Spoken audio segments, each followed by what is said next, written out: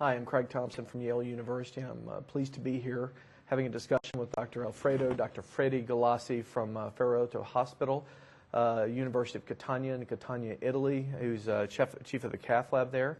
We're going to be discussing the European CTO Club, for which he's been very incremental in the development. Freddy, welcome to CardioTube.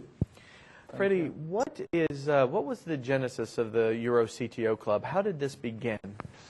Well, the CTO Club began because it was a union of dedicated CTO interventionalists, which were really, fond of CTOs, and were really trying to exchange experience, knowledge in this field, which represents probably the last challenge for the interventionalists. And actually, as we know, these sort of lesions, these chronic total occlusion lesions, were left probably in the past to medical therapy, or the patient was sent to surgery. But now, more and more, the interventionalists think that these lesions may be approached percutaneously. And the good result that we got from the last, I would say, 5 to 10 years tells us that this can be a reasonable approach. I always remember the interview that was taken to Andreas Grunzing when just 2 weeks before his death, when he had the crash plane, and they were asking him what is the idea of the CTO, chronic total occlusion tackling, and he was answering that basically he realized that it was many years ago, of course, that 70% of patients with multivessel do have a chronic total occlusion. So if you want to address the problem of multivessel lesion by PCI, we need to tackle also chronic total occlusion. And I think this is reasonable to think that.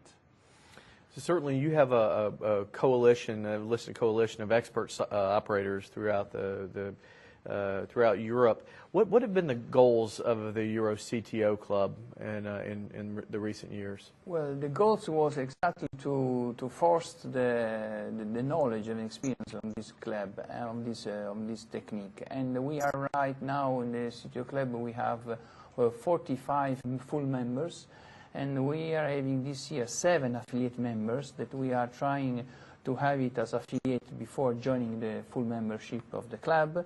And this represents 13 nations, and also represent basically the goal of exchanging this experience and also to promote this kind of interventions around. And this is the reason why basically we have performed, we have built up a sort of annual meeting, and this basically is the idea of having an annual meeting where everybody can exchange this experience and knowledge. And the first 2 meetings were first was in Taormina in 2009, then the second one was in 2010, and actually we had quite a large number of attendees, more than 250 attendees, which were really more than expected in this field, which is still a field of not large interventions. Yeah, these were phenomenally successful meetings that you had in Taormina and Thessaloniki. The past 2 years, very well attended, a lot of enthusiasm in terms of exchanging ideas.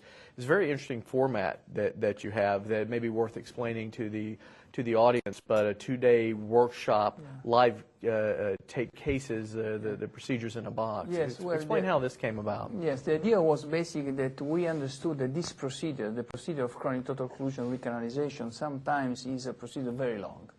And as expected, in a 2-day session, you cannot propose more than 4 or 5 cases. And that is really a pity, because the attendees cannot get the tip and tricks of each procedure. So the idea was to make a live recorded case, to cut these live cases in a small case where basically you have all the more interesting part of the procedure, and at the same time you can have sort of live cases.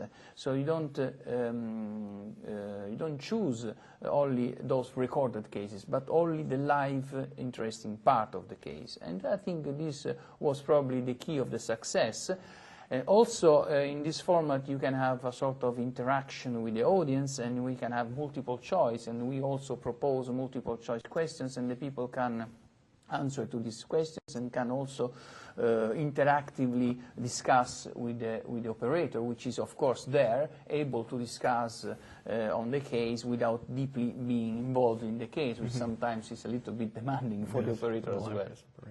Well, certainly, I mean, there are certainly inherent advantages and disadvantages as opposed to the live case format, because oftentimes if we're running multiple rooms, we have to shift away, and maybe during a very interesting part of the case that the audience misses during that portion. So it's a really phenomenal conference that you have.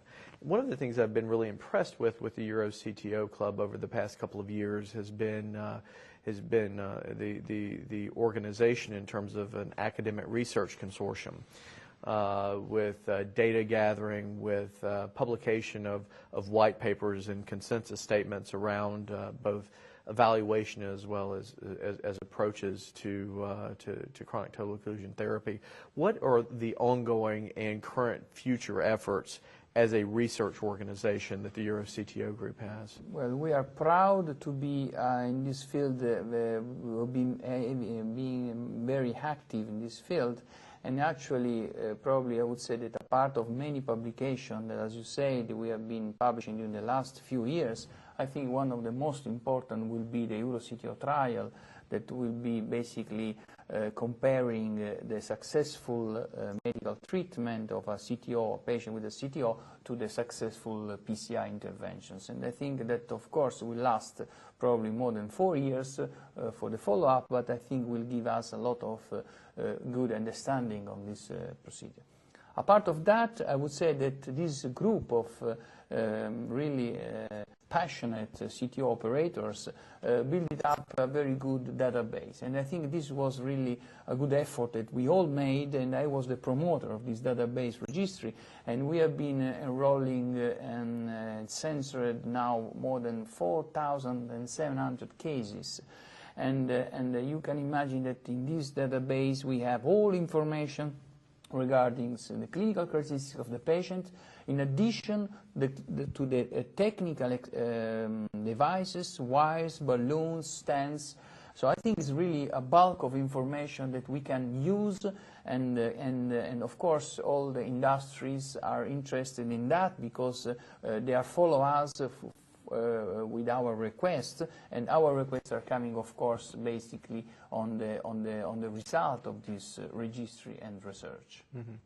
Outstanding. So when and where is the next meeting?